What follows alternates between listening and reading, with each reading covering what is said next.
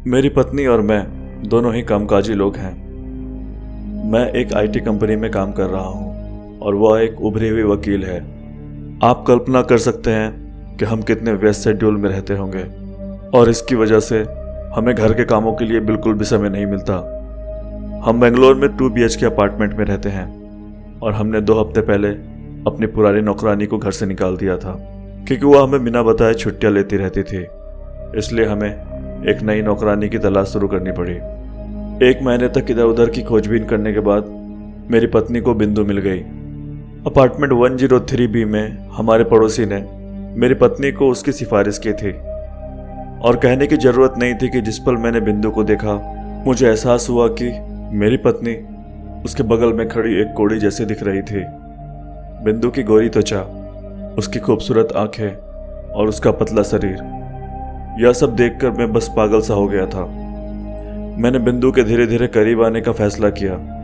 मेरी पत्नी को वैसे भी पता नहीं चलता क्योंकि मैं घर से काम करता हूँ और वो लोकल कोर्ट जाती है। धीरे धीरे 1 हफ्ते में मैंने बिंदु के साथ तालमेल बिठा लिया और उसके शर्माते हाव भाव ने मुझे बता दिया कि वो भी मुझे पसंद करती है। मैंने बिंदु को काम में रखने के 2 हफ्ते के बाद मंगलवार की शाम को पहली बार चूमने की कोशिश की, लेकिन दुर्भाग्य से यह आखिरी बार हुआ। हम दोनों सोफे पे बैठे थे, एक दूसरे के साथ झुके हुए, लेकिन अचानक मेरे घर का दरवाज़ा खुला और मेरी पत्नी सीधे लिविंग रूम में आ गई और उसने हमें ऐसा करते हुए देख लिया।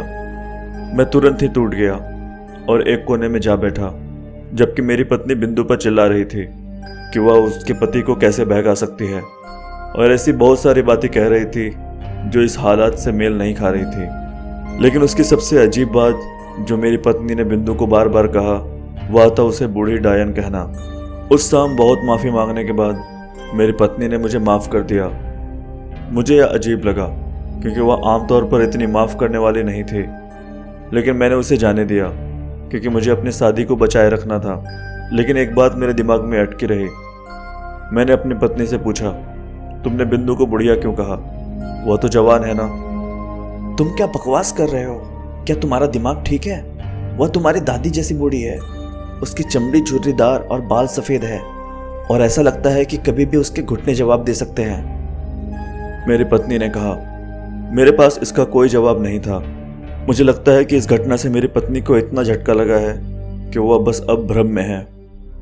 हमने बिंदु को अपने साथ रखना जारी रखने का फैसला किया क्योंकि इस समय एक नौकरानी को खोना सही फैसला नहीं था।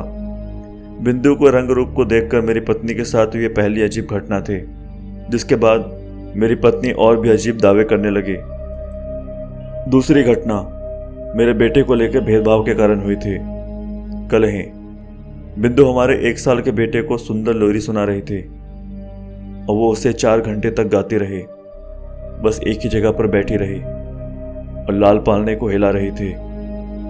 मुझे याद है कि मैं दोपहर 1 बजे झपकी लेने गया था और शाम को 4 बजे उठा। वो ठीक उसी जगह पर बैठी हुई थी और वही शब्द दोहरा रही थी, ओ लिटिल बेबी तुम बहुत प्यारे हो, मैं तुम्हें कुएं में डुबो दूंगी। यह गीत भयानक लग सकता है, लेकिन ऐसा सिर्फ इसलिए था क्योंकि मैं जानता था कि उस समय आसपास के गांव में लोग बहुत ही अजीब गीत गाते हैं। नींद से जागने के बाद मैं 1 मिनट तक लगातार भ्रम में रहा क्योंकि मैं बिंदु के पाँव को देख रहा था। वे पीछे की ओर मुड़े हुए थे। मैंने उसके बाद अपनी आंखें रगड़ी और वो फिर से नॉर्मल हो गई। बाद में मैंने अपने पत्नी से हमारे बेटे की देखभाल के बारे में पूछा। आखिरकार बिंदु तो उससे भी ज़्यादा मेरे बेटे का ख्याल रख रही थी, लेकिन उसने मुझे ऐसे देखा जैसे मैं पागल हो गया हूँ। हमारा कोई बेटा नहीं है और मुझे वाकई डॉक्टर से तुम्हारी जांच करवानी है, मेरी पत्नी ने मुझ पर चिल्लाते हुए कहा। क्या? हमारा 1 साल का बच्चा है, तुम कैसे भूल सकती हो? और तुम्हें उस पर ज़्यादा ध्यान देना चाहिए। बिंदु ने उसे आज 4 घंटे तक लोरी सुनाई है। वह तुमसे कहीं ज़्यादा उसका ख्याल रखती है। हे भगवान, मैं तुम्हें तलाक दे रही हूँ। लगता है तुम्हें ऐसी चीज़ें दिखाई देने लगी है जो असली में नहीं है। और दूसरी बात, बिंदु ने आज छुट्टी ली है और जो कुछ भी तुम देख रहे हो वो बिंदु नहीं है, यह सिर्फ तुम्हारा भ्रम है। लेकिन हमारा एक बेटा भी है। तुम उसे कैसे भूल सकती हो?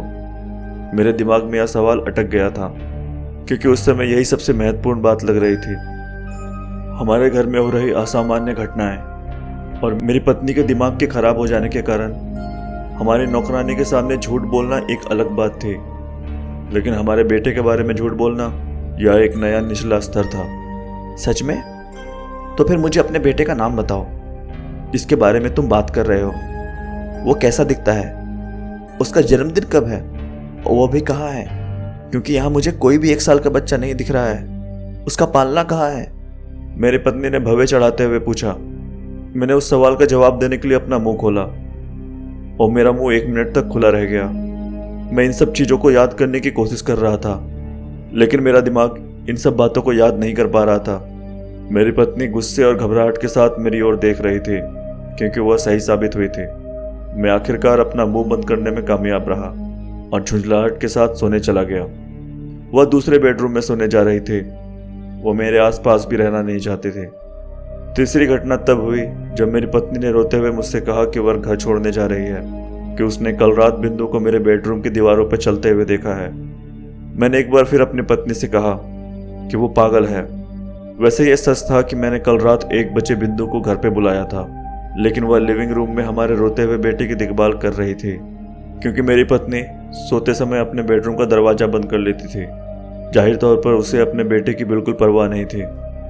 लेकिन बिंदु की लोरी और लाल पालने में झुकलाने के बाद मेरे बेटे ने शोर मचाना बंद कर दिया। वो वास्तव में मेरे बेटे की अच्छी देखभाल कर रही थी। उसके बाद मैं चैन की नींद सो पाया। मैंने अपने पत्नी को ऐसा ही बताया। वो मुझ पर चिल्लाई, हमारा कोई बच्चा नहीं है और मुझे लगता है कि तुमने हमारे घर में एक चुड़ैल को बुला लिया है। अब तुम जीना चाहते हो तो इस घर से निकल जाओ। उसके बाद वो रोते हुए हमारे घर से बाहर भागी और अपना सामान भी साथ ले गई। जो लोग नहीं जानते हैं उसे मैं बता दूं कि चुड़ैल की पहचान यह है कि उसके पैर पीछे की ओर होते हैं। मैं याद करने की कोशिश कर रहा हूँ कि पिछली रात क्या हुआ था, ताकि मैं इस बात का कोई ठोस सबूत जुटा पाऊँ कि मेरी पत्नी पागल है और मैं समझदार, क्योंकि मेरे घर पे हो रही घटनाएं मुझे मेरी समझदारी पर सवाल उठाने पर मजबूर कर रही थी। मैंने अपने कॉल लॉग और व्हाट्सएप मैसेज चेक किए, इस उम्मीद में कि कुछ सबूत मिल जाए कि मैंने उसे अपने बेटे की देखभाल के लिए बुलाया था, लेकिन कुछ नहीं मिला। व्हाट्सएप में मेरे फ़ोन में बिंदु का कोई कांटेक्ट ही नहीं था।